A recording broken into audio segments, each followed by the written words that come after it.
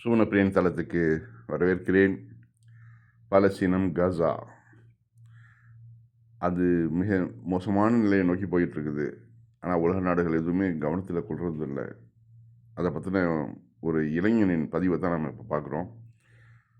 பாலஸ்தீனத்தில் இன்னும் சிறிது நாட்களில் சாப்பிட ஒன்றுமே இல்லாத நிலை ஏற்பட போகிறது. உணவுப் பொருட்களை ஏற்றி வரக்கூடிய எல்லைகள் அனைத்தையும் அடைத்து தீவிர கண்காணிப்பில் ஈடுபட்டுள்ளது இஸ்ரேல். பாலஸ்தீன மக்கள் பசி என்ற ஆயுதம் கொண்டு வெல்ல பார்க்கிறது இஸ்ரேல். உலக நாடுகள் அனைத்தும் வாய்மூடி மௌனமாக வேடிக்கை பார்க்கின்றன. எதிரிகளை நாங்கள் ஒன்றுமில்லாமல் ஆக்கினோம், இதற்கு இறைவனே சாட்சி அப்படிங்கிற அந்த பையன். We made everything out of nothing, I swear to God. We are a people who deserve to before best people in the world. My dear brothers and sisters, I mean, when we go to the market, we don't really anything there. மார்க்கெட்டுக்கு போனோம்னாக்க ஒன்று கூட எங்களுக்கு கிடைக்கிறது இல்லை. Even children cannot find any medicine or drink. Even the elderly, even people. இந்த இப்போ குழந்தைகள் ஒன்று கூட ஒரு மருந்து கூட எங்களுக்கு கிடைக்கிறது இல்லை. There are no vegetable left even. We lived under famine, war and siege. பஞ்சப்போரில் நாங்கள் வாழ்ந்துட்டுருக்குறோம். We lived through threats. பயத்தினால் வாழ்கிறோம். We lived through everything. And yet we are still living. இத்தனை இழப்புகளை நாங்கள் சந்தித்தாலும் இன்னும் நாங்கள் நல்லா தான் இருந்துகிட்ருக்குறோம், வாழ்ந்துக்கிட்டு இருக்கிறோம். எவ்வளவு இழப்புகள் எங்களுக்கு, அத்தனையும் நாங்கள் தாங்கிட்டு இருக்கிறோம். உலக நாடுகள் பார்த்துட்ருக்குது, வேடிக்கை பார்க்குது. ஆனாலும் நாங்கள் வாழ்ந்துக்கிட்டு இருக்கிறோம். இந்த உலகத்திலேயே மிக மோசமான ஒரு வாழ்வியல் சூழல் உள்ள ஒரு நாடு எங்கள் நாடு. அந்த நாட்டை நாங்கள் கட்டி காப்போம். இன்னும் எத்தனை சோதனைகள் எங்களுக்கு இஸ்ரேல் கொடுத்தாலும் அத்தனையும் நாங்கள் தாங்கிக் கொள்வோம். கடைசியில் நாங்கள் வெல்வோம் அப்படின்னு இந்த இளைஞன் சொல்கிறத பார்த்து நம்ம ஆச்சரியப்படுறோம். இவ்வளவு இழப்புகள் சந்தித்தோம், நாங்கள் தோல்வி புறமுதுகு காட்டி ஓட மாட்டோம், எதிர்த்து நிற்போம், முடிந்தவரை எதிர்த்து நிற்போம். முடியாத பட்சத்தில் இறைவன் என்ன கொடுக்குறானோ அதை நாங்கள் வாங்கிக்குவோம் அப்படிங்கிற அந்த பையன்.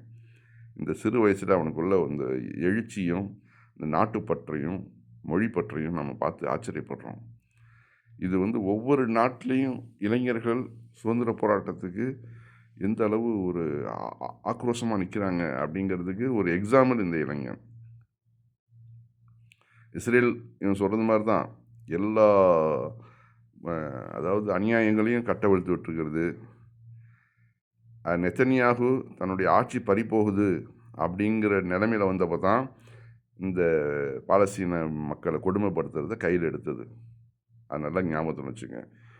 எப்படி நம்ம இந்தியாவில் எப்படி நிலைமை இருந்துச்சோ, மோடி எப்படி கை கழுவி போகிறப்ப கடைசியில் முஸ்லீம்களை டார்கெட் பண்ணாரோ, முஸ்லீம்கள் உங்களுடைய காங்கிரஸ் உங்களுடைய மாங்கல்யத்தையும் விட்டு விடாது, பிடுங்கி கொடுத்துரும் முஸ்லீம்கிட்ட அப்படின்னு எப்படி சொல்லி எந்த அளவு கீழ்த்தனமாக தன்னுடைய விமர்சனங்களை வச்சாரோ, அதை விட கீழ்த்தனமாக நெத்தனியாக போயிட்டுருக்குறாங்க. எல்லாம் ஒரே ரூட்டில் போகிறவங்க தானே. இந்துத்துவவாதிகள், பாசிசவாதிகள், சியோனிஸ்டுகள் எல்லாம் ஒரே கோட்டில் பயணிக்கிறவங்க. அவர்கள் வேறு என்ன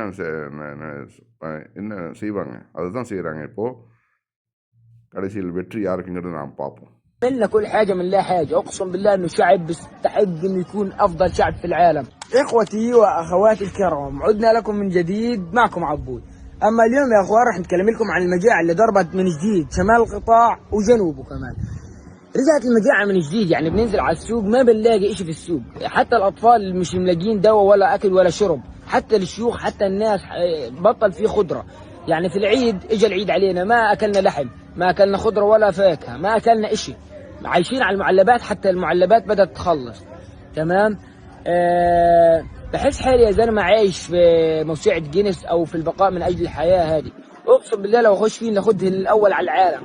ليش؟ لأنه عشنا جميع المخاطر، عشنا الجوع، عشنا الحرب، عشنا الحصار، عشنا التهديد، عشنا كل حاجة، إلا إن عايشين. طبقنا جملة الحاجة من الاختراع، عملنا كل حاجة من لا حاجة. أقسم بالله إنه شعب بيستحق إنه يكون أفضل شعب في العالم، بس لولا الحرب يفضع عرضها الحرب.